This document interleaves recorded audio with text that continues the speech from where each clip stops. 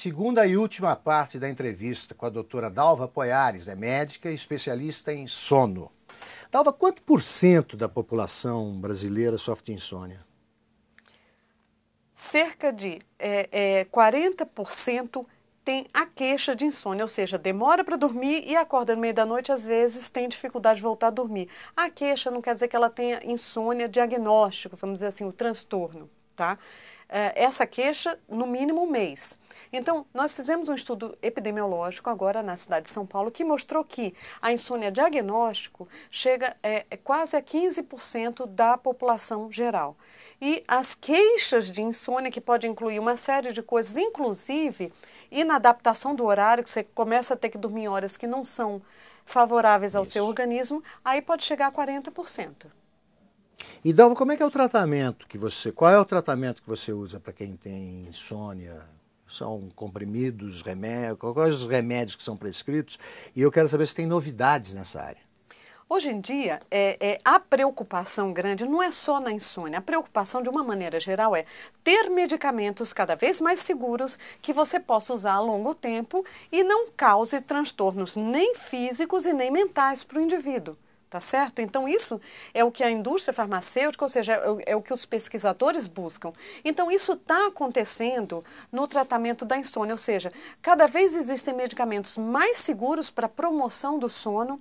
Veja, isso não tem nem 6 meses que no FDA, que é um órgão regulador dos Estados Unidos em termos de medicamentos e insumos, ele recentemente aprovou 2 medicamentos para uso crônico, uso prolongado, para tratar a insônia.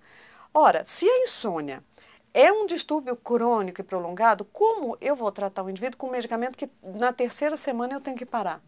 Não é? Então, isso já existe, medicamentos seguros que não dão dependência.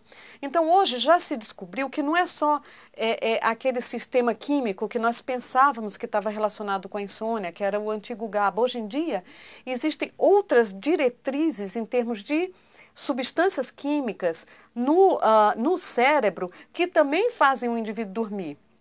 Então, se você combinar tudo o que você conhece em termos de o que faz a gente ficar acordado, o que faz a gente dormir, você consegue manipular de uma maneira segura, trazendo medicamentos bons e outra preocupação grande, que as pessoas se sintam bem durante o dia. Então, elas têm que funcionar bem. Então, a cognição, os melhores medicamentos são aqueles que produzem um sono natural, próximo do natural, e que façam a pessoa render bem durante o dia. Associado a isso, você tem que mudar um pouquinho os hábitos dos indivíduos, talvez regular um pouquinho os hábitos irregulares de sono dos jornalistas, por exemplo. Por exemplo, é um bom começo. Então, a atividade física. E outro dado muito interessante é a questão da atividade. Isso. O que precisa fazer a pessoa que quer se livrar de insônia? O que nós aprendemos? Nós aprendemos muito com esses estudos epidemiológicos. Quem é aquele que tem insônia? O indivíduo que tem insônia, geralmente, é um indivíduo inativo. É aquele que não tem contato social, é aquele que fica muito tempo em ambientes fechados. Então, ter contato social, ter atividade física e mental é importante para dormir melhor. É esse o tipo de paciente que mais te procura, que você atende, é isso? Infelizmente, não. O que mais aparece no consultório são os estressados, aqueles que têm atividade em excesso, que é o outro polo. Então, o equilíbrio é importante. Se você tem atividade em excesso, especialmente se a sua atividade está relacionada a um excesso de responsabilidade, então você tem um grande fator de risco para ter insônia. Então, a atividade é importante, mas não pode ser em excesso. E quanto a hábitos alimentares, Dalva, tem que tomar algum tipo de cuidado, alimentos a evitar em determinado horário, como é que se faz? Olha, nós sabemos o seguinte, que quem come mal geralmente é obeso, está acima do peso. E as pessoas acima do peso naturalmente dormem mal. Então, elas dormem pior, os obesos dormem pior em termos de qualidade, não de quantidade, do que os indivíduos que têm peso normal. Agora, com relação à comida à noite, alimentos de difícil digestão podem fazer com que o indivíduo tenha o que nós chamamos de microdespertar. Não necessariamente ele vai acordar, mas ele pode se virar mais. ele pode sentir algum incômodo, ainda que ele não fique, que aquilo não o desperte de uma maneira mais prolongada.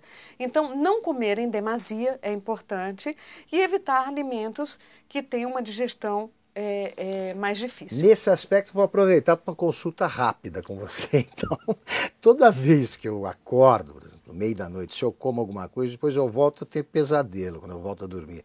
O que eu faço? Melhor ficar com fome, né? Não, sabe o que você pode fazer? Você pode, com fome também você não vai Também dormir não dorme, bem. né? Também não dorme não bem. deixa Toda vez dormir. que eu fui dormir com fome, a minha experiência foi horrível, experiência pessoal. Então, o que eu sugiro é que você coma alguma coisa, ou uma fruta, ou Coisa leve. uma coisa leve, ou um biscoito, ou um iogurte, se você não tem nenhuma intolerância aos derivados, né, aos laticínios. Então, dependendo do teu gosto, uma coisa leve e pequena. Bem leve. Agora, comer um prato e ir dormir Aí não dá. não é uma boa combinação. Não, eu sei que não. Dalva, a insônia afeta pessoas de qualquer idade? Insônia afeta mais mulheres de meia idade. De meia idade. Entretanto, ela volta a ser muito prevalente no idoso. E no idoso é interessante porque a prevalência, a frequência de insônia quase que se iguala entre as mulheres e os homens. Em criança é raro insônia? Tem, mas a insônia na criança é diferente. Tem muita relação com hábitos, com ganho secundário, com distúrbio de comportamento, né? Pode ter relação com estresse, a criança também sofre de estresse, mas, vamos dizer, a causa da doença, o mecanismo da insônia na infância é diferente do mecanismo da insônia no adulto. Perfeito. Dalva, para encerrar a nossa conversa, que conselho você dá para quem está com dificuldade de dormir agora? Que você procure obedecer de alguma maneira, você procure regularizar o seu ritmo de dormir e acordar.